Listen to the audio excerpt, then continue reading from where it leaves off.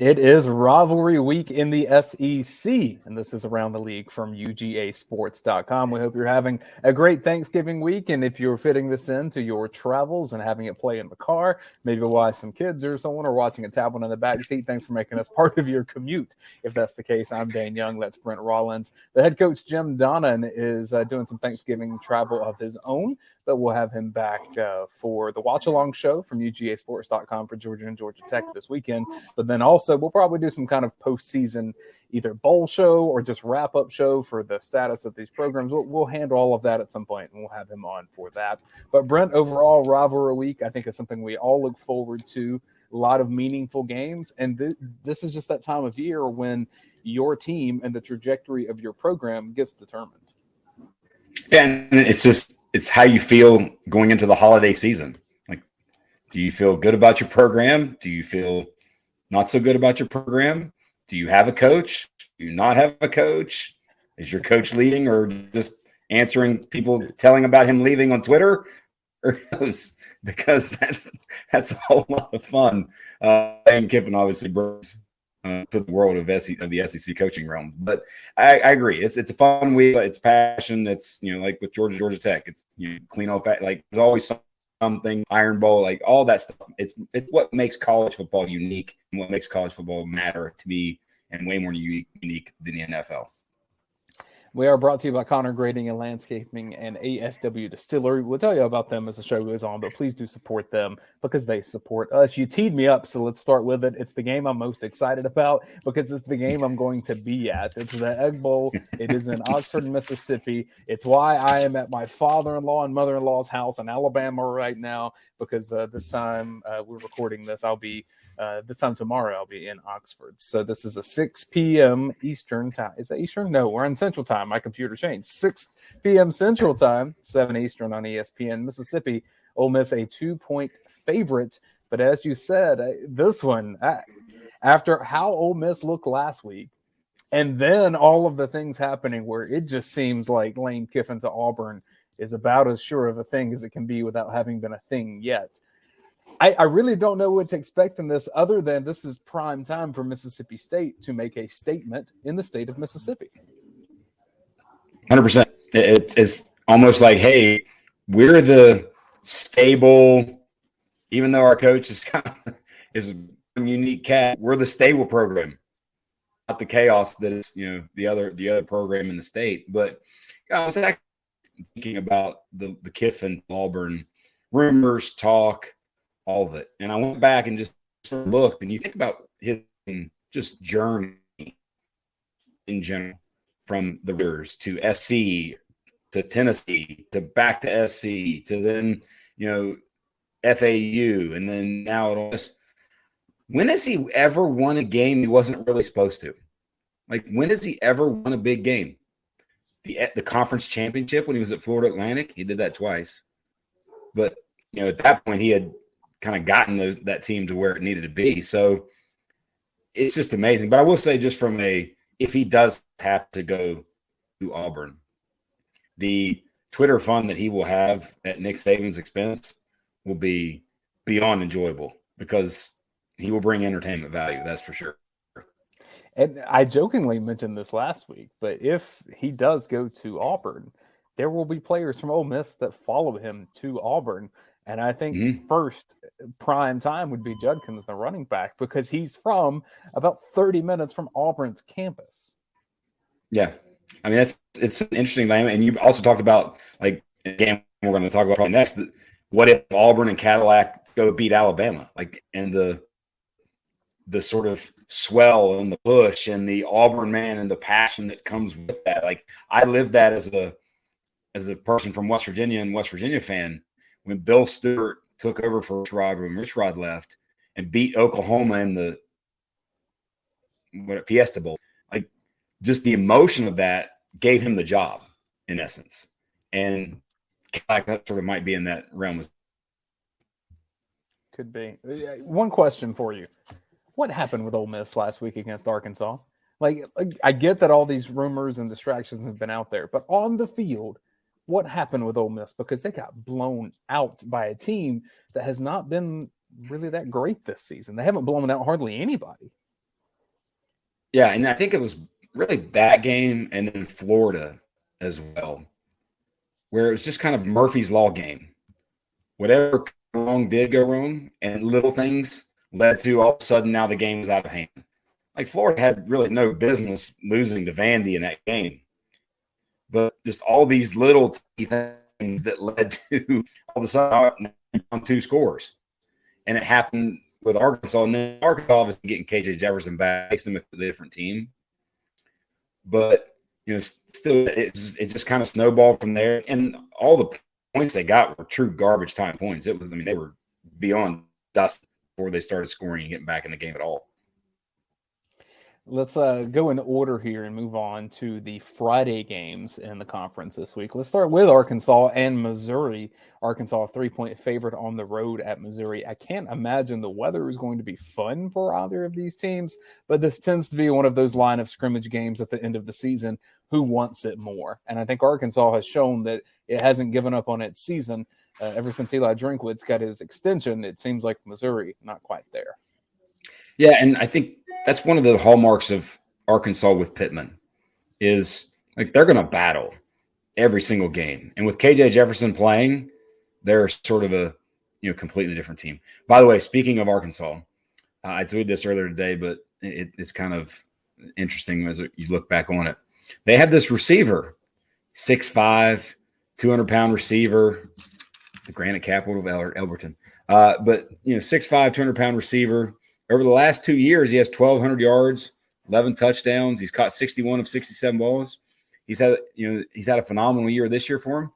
That's former UGA receiver Matt Landers, who's now had a really solid season and had some big catches against Ole Miss as well. So just good for him. That's UGA practice legend Matt Landers to you. Very, very true. We all heard the stories. He was amazing until the game was played. Yes, and that it's interesting that you say that because I had multiple people, sort of on the side, ancillary folks within the program. Hey, who's really going to be good this year? Matt Landers. Well, he finally sort of got to that point, and good for him. And good, and with this game with Arkansas and Missouri, like you want to feel good at the end of it. Like Arkansas knows they're going bowling. Missouri has to win to go bowl. But I honestly don't see Missouri having enough offensively. It might be a game where you get a 3-point, the deciding field goal just because the other's strength, Missouri's defense and then Arkansas's offense, they kind of cancel each other out. Who knows? But yes, I think you're going to get at least battling and spirited play from the Pittman Razorbacks. I'm keeping tabs as we go of teams that we think are going to be bowl eligible in the SEC. And after the 2 games we've discussed, we're at 3 with both of the Mississippis and then also Arkansas being bowl eligible. Let's move on to the Florida Gators. Are bowl eligible, so not worried about that, but they are 9.5-point underdogs for a 7:30 Friday kick in Tallahassee against Florida State. Florida State sneaky looking at a 9-3 season. Which you would have told me that at the beginning of the year, I would have said you're crazy because I just didn't see the talent on that roster. But they've just kind of kept battling this year, and Florida State may backdoor a top 10 finish this season. Yeah, and it's one where they beat a current 5th ranked team. They beat them at the beginning of the season. Beat LSU. Had SEC. This would be their second SEC win potentially. What's interesting for Florida is do they have any playmakers that play? So Pearsall went out during the game. Shorter was in and out of the game against Vandy. Jefferson Henderson kid didn't play already. It was like the JV playmakers for them that Richardson was trying to throw to.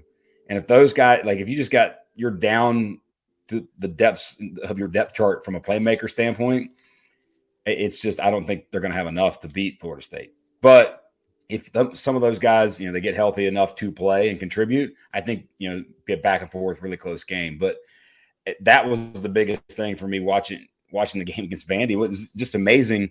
He dropped the touchdown early. Richardson avoids the sack and then gets rid of the ball, but the kid from his own team pops it up in the air and gets a pick. I mean, it's just all this random bad happened to them against Vandy, and the Fighting Clark Lees took advantage of it. I think Richardson's case is going to be really interesting for this game, but really beyond this game of what he's doing here, because I think a lot of people think he has a lot of pro potential.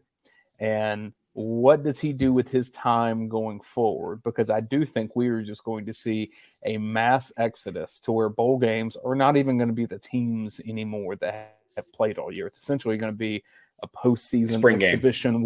with yes, it's going to be more like spring game. And let's just try to get some guys that have barely played this year in there.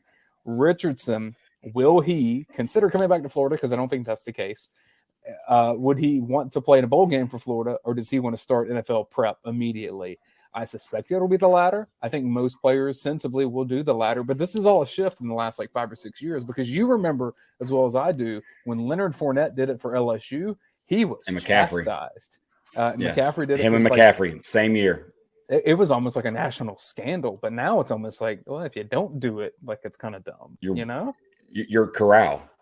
Yeah. And look and Corral got hurt in the bowl game last year.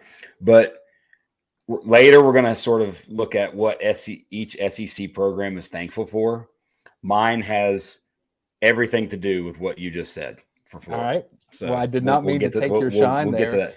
We did not share those notes, and that's fantastic. But where I am going to take your shine is you first told me about Connor grading and landscaping, because they came by your house. They did work. We always talk about that we like to use the products that we discuss and the services that we promote before we ever share them with the people that watch stuff from UGAsports.com. And Connor grading and landscaping was definitely that for you. I've seen some of the work they've done at your house. I've seen you try to keep it up and not do as good of a job as they would have done if they would have been doing that upkeep. But that's why you're going to have them back out there for some of the earth moving and grading and landscaping, all kinds of different things. I keep saying a fire pit would be so cool to have this time of year. Maybe get some patio pavers out there. What I want to do is make sure that when it rains in my backyard, it kind of goes downhill at the back. I want to make sure that that's funneling in the right direction. So I think I'm going to call Mike Connor and see if he can get out there and just make sure that my yard long-term has a good plan that will work out for just the crazy weather that we've been having. And it was funny, as I was driving from Georgia to Alabama this morning, it dropped 20 degrees, or it rose 20 degrees in temperature. It was 50 when I left Georgia, got to Alabama. It's in the low 70s, and it's going to be raining toward the Egg Bowl tomorrow. Beautiful day.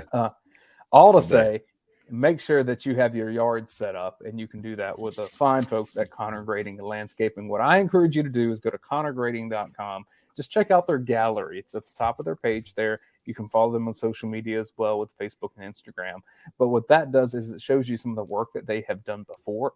If you want a chipping or putting green in your backyard, they can do that too. A lot of great ideas. Connor Grading and Landscaping. And look, they're Georgia fans, so they're kind of like you and me overall of where their priorities are. They've been day one sponsors of Around the League from UGA Sports. Let's stick with Georgia here, playing at noon on ESPN. I had to double take when I saw this line, Brent. I'm seeing 35.5. Yeah.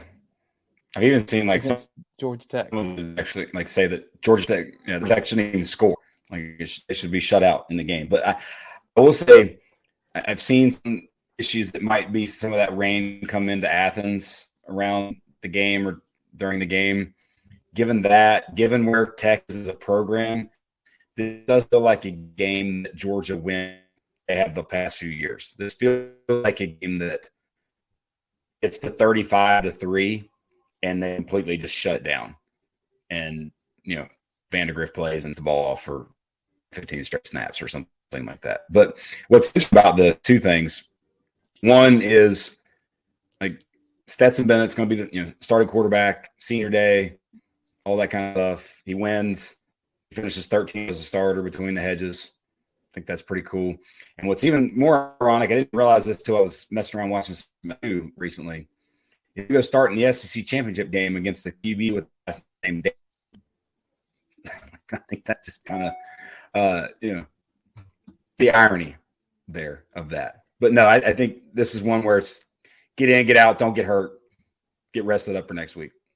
And like Coach talks about, like the noon stuff, like being at noon versus LSU playing at night, like that's a big deal for them. I do think long term there's a discussion to be had of if Georgia and Georgia Tech continue playing. I'm not going to sit here and lobby and jurisdict that thing right now. But what I'm saying is these programs are in two different calibers of college football at this point, and that's all happened in the last 10 years. And I'll be curious to see where that shakes out and how college football changes, because eventually, I mean, some of this may be as big as breaking away from the NCAA. That Georgia Tech is kind of clawing for relevance, and wins like they had against North Carolina last week are necessary. And their next coaching hire is critical to their stability as a program, and even what level they're going to be playing on, because they're very much a team that if this goes in the wrong way, they could just get left behind completely. Yeah, they're close to the bottom end of that realm than they are the middle part of the realm. Yeah, very much so. And they're so far away from the Clemsons and the Georgias of the world. Let's see if they can compete with Georgia on the stage. I tend to think that line is there for a reason. On my way to the heart of Alabama, I did drive through Auburn. It was pretty quiet there, but that's because the Tigers are playing in Tuscaloosa, 22.5-point underdogs on the road at Alabama. Alabama ranked 7. Has in the greatest chaos scenario, I suppose there's still a minuscule backdoor chance of Alabama having a playoff argument. But for that to happen, they need to blow out Auburn. And typically that does not happen. You remember, if Tank Bigsby stays in bounds last season, Alabama loses to Auburn then. Well, this is a much, I would say, worse Auburn team right now, although they've been playing better in recent weeks. A couple things. One is, for your playoff scenario piece, I think the only chance that whatsoever that Alabama has is if Ohio State absolutely just dunks Michigan, like a 35-7 beatdown of Michigan. And I don't think that's going to happen. So to me, that's just a no scenario for them. But the other thing is, if you actually, I'm sure no one really watched Alabama play Austin Peay. It's a game. Austin Peay actually had opportunities, like a long pass that just was like a little bit overthrown, one other goal line stop, or that game's like 14-14 at half. It's just amazing that when you look at sort of that game. But I will say one thing, and the whole coaching thing and Cadillac and the emotion of what he's brought to it, and the Auburn man, I think you can kind of draw some parallels with the Michigan-Ohio State rivalry. Because what did Harbaugh do? Harbaugh said, all right, we're going to be the more physical team, running, physical defense, all that goes with that. And if Michigan goes and beats Ohio State by being just more physical, the parallels there, Auburn and Bama, because Bama really has turned very Ohio State-esque, where it's spread, passing. That's who they are. They're not old Saban physical team anymore. And that might be the way to go, because since Cadillac has been hired, they're one of the top 5 teams in the FBS in terms of, or Power 5 in terms of rushing yards per game. So maybe from a philosophical standpoint, it might mesh to be anti what Bama is and what Bama has become. So very intriguing to see how this game plays out. That stat just reminds me of how critical the leadership is, because the people making those decisions, Will Friend in this case, he's been there for multiple years now at Auburn with these same players. Yeah. And then you get someone else with a different vision and leadership and approval process. And, it's your players have to believe in the people that are making those decisions. They seem to believe in Cadillac. They seem to believe in Will Friend. That only gets you so far. I understand that. Like, you have to have more depth and talent than Auburn does to compete at a certain level. However, don't be surprised if Auburn just kind of hangs around with Alabama. This one means a bit more in this state. And I say this state because I'm sitting in it right now. Let's go to another noon game. I forgot this was at noon on ABC. Clemson at home, 14-point favorite against apparently the best quarterback in the world, Spencer Rattler. At least that was the case for a week. Can it be another week? All right, I'll go ahead and preempt my South Carolina. What is South Carolina thankful for? What is their football program thankful for? They're thankful for Tennessee's defense, because no pressure, And then when he got rolling, and you could just tell he felt like I'm in the zone. He started talking trash. He's doing the touchdown. Like he got into a whole nother world, the Calzada zone, as I said, I think, in another thing that we did. I love the Calzada zone and the Rattler zone. Let's just find one of those guys every year. But what's interesting about this is they can, I think, hang with Clemson, just because I don't know that Clemson offensively is any sort of world beater.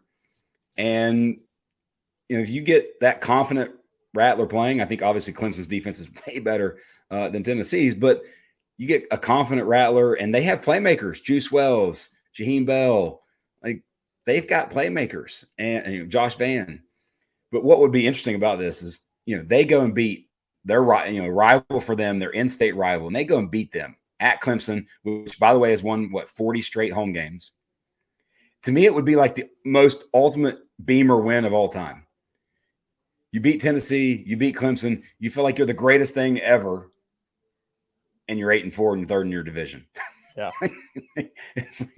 it could be fitting though. It could be very fitting that happens. But Clemson, this is a big game for Clemson. They need this game. They need to not look real. They need to win this game convincingly. If South Carolina finds a way to beat Clemson, it now then has the reputation of being a playoff spoiler. And I think Notre Dame is a bit of that vein this year too. Yeah. If they were to go beat USC, because they've already beaten North Carolina, they've already beaten Clemson. I look at South Carolina and be like, that's a team you may not want to play late in a season. Always frisky. And by the way, everybody gives kind of Beamer some crap about sort of how he acts and things like that. But those kids play, and he coaches his tail off. You can tell that there's belief there in what he does and him as a coach, and whether they recruit or not, all those sort of things yet to be answered. But in terms of just people that are there playing hard, playing at least somewhat consistent, yeah, they do that.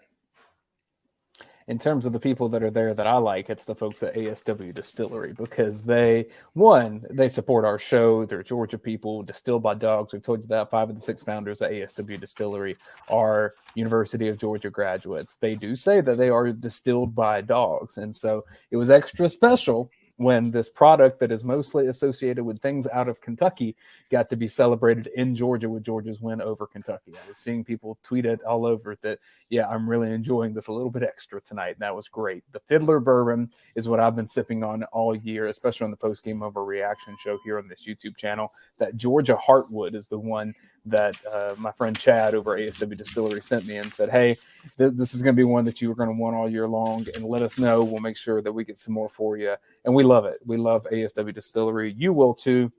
Check out their products online.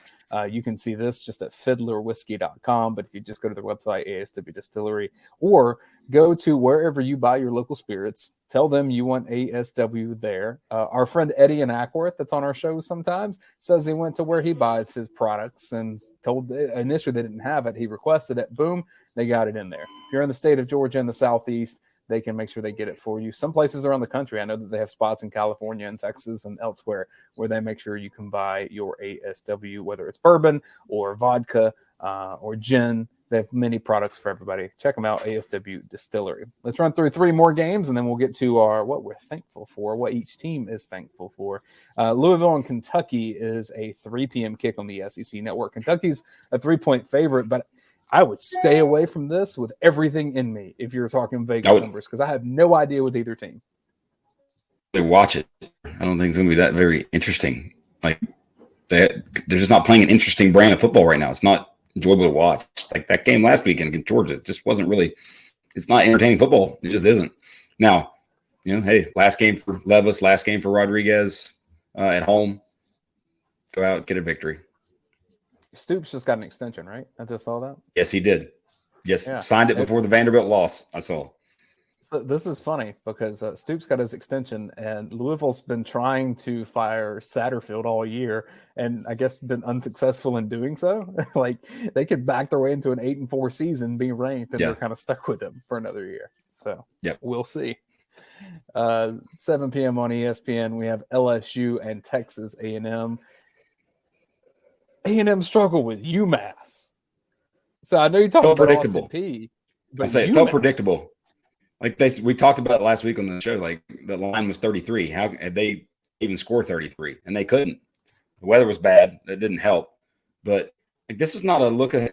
LSU better not look ahead just because obviously there is talent there at A&M.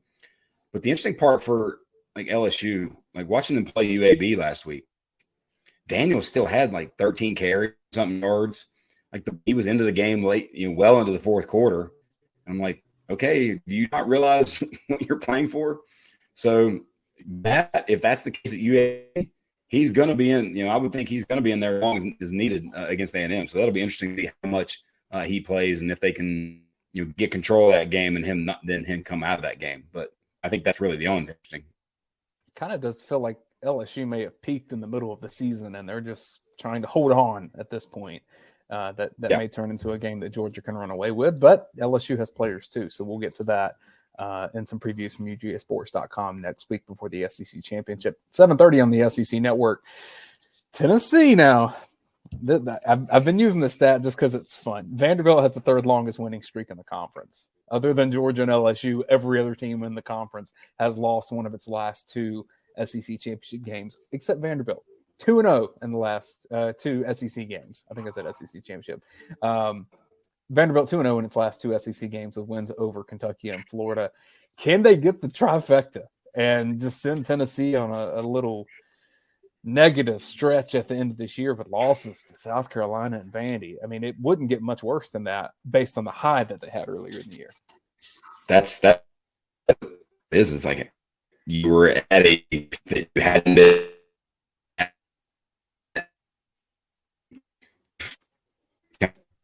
on back to the face there.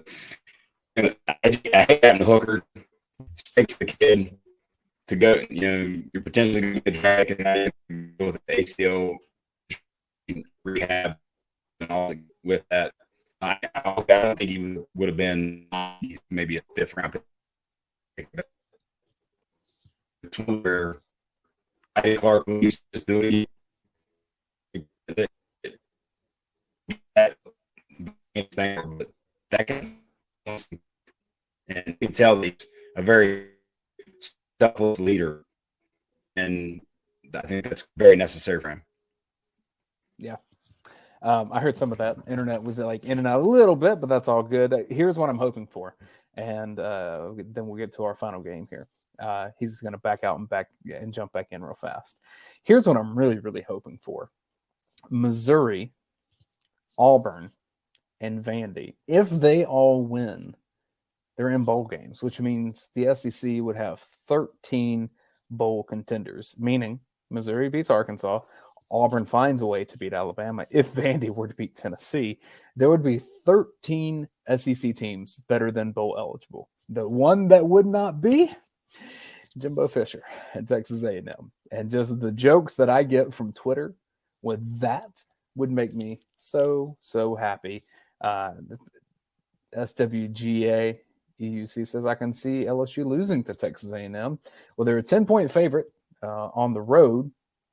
A&M hasn't really been playing anyone super well, but I kind of agree with you. Like there's a scenario where I see that happening. It would be a rough go at it for LSU, I think, if they find themselves in a position where they're losing that game and then having to go play in the SEC championship.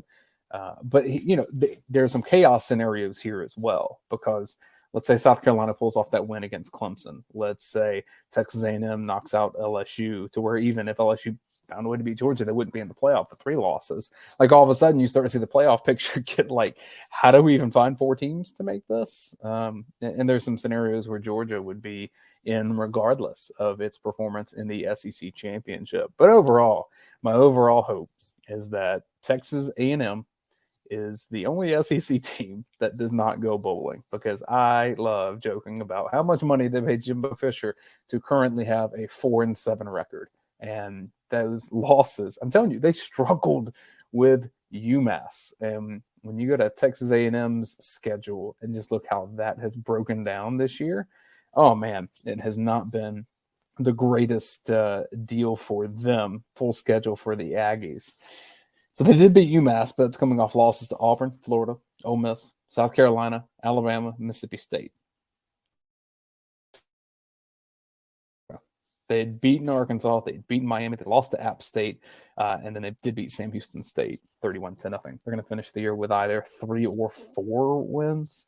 You can get a ticket to that game as low as $71, which I don't think people will be wanting to do. All right, so we have a game here for you. Brent may pop back here with his. I'll wrap with this. Things that teams in the SEC are thankful for. We like Thanksgiving around here. We're very thankful for ASW Distillery. We're very thankful for Connor Grading and Landscaping. And so we came up with things that SEC teams are thankful for. You heard a couple of those from Brent before his internet backed out. Arkansas, they're thankful for that cold beer. That's what Sam Pittman, like, he's built this little brand now of something good happens for Arkansas. I'm gonna have me a little nice cold beer at the end of it. And I think that's what they're thankful for this time of year. I do think there may be a bit more pressure on Sam Pittman and Arkansas heading into next year, only because you've kind of seen them lose some games in the middle of the season they should not lose. I don't know if that's sustainable for Arkansas. With Auburn, I just think they're grateful for this little era of Cadillac Williams to boost some energy in that place. I tell people all the time, because I covered Auburn for 4 years when I was working in local TV down there. Auburn has more energy, and that place gets rocking. It's the loudest stadium that I've been to when the fans care, but it's also the opposite. It can be the quietest stadium when they don't. And so for Cadillac to bring that energy, that Auburn energy back and set up what looks like a Lane Kiffin era there, maybe he's a piece of it. I think that that's probably what they should be thankful for the most is Cadillac Williams. Now, Alabama, they should be thankful for Bryce Young, because Alabama may lose 4 games this year if Bryce Young's not there as one of the absolute best players in the country. Yeah, Bryce Young is that good, and could have been a rough one for Alabama. They talked about last year being the rebuilding season. It looks like this has been the one for them, and it's because they don't have the weapons on the outside, and they have been so much better this year with Bryce Young in there. With their weapons not being as good, he's able to make something out of nothing. That's what they should be thankful for. Ole Miss actually should be thankful for Lane Kiffin, and I'll tell you why. Lane has given them a template for how they can matter and be relevant in the SEC West. They don't have the resources that most teams do. They're not always going to get the star power, but you've kind of thought about Ole Miss in the last couple of seasons with 10 wins last year. They didn't quite beat Alabama this year, but they did come close.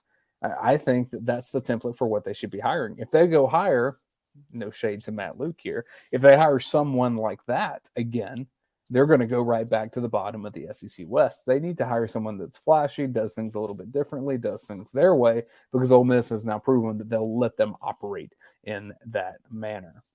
Mississippi State, I think that they need to be thankful for Auburn, because they're taking Lane Kiffin away. And so there may be a little path here where Mississippi State gets to be the class of Mississippi once again. They have some issues they have to correct, mainly lines of scrimmage, some stuff on its defense. But overall, it's still a team that's not fun to play. Georgia handled them well. Most teams do not handle Mississippi State that well.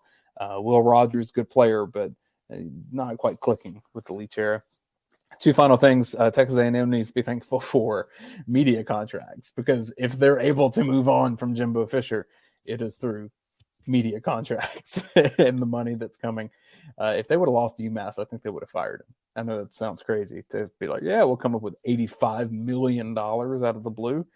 They would be able to afford it with some of the upcoming media deals. They're going to get a bit of a reprieve with future money that's incoming, because SEC is only getting more valuable. At LSU, let me pull on my Southern accent here, which I already have naturally, but let me get it a little bit further. Should be thankful for family. Thanks, everybody, for watching Around the League from UGAsports.com. For Jim Donnan, who will return on our next one. For Brent Rollins, we do thank you for checking out Connor Grading and Landscaping and ASW Distillery. Thank you all for watching live. And if you're listening on the podcast feed, we hope you have a happy Thanksgiving, all of us at UGAsports.com. So thankful for you, the support that you give us, that we are able to talk about football and have some fun, tell some jokes, and Just really enjoy everything we get to do. You all make that possible. Thanks for doing that. I'm Dayne Young. I'll see you next time. Thanks for watching Around the League from UGAsports.com.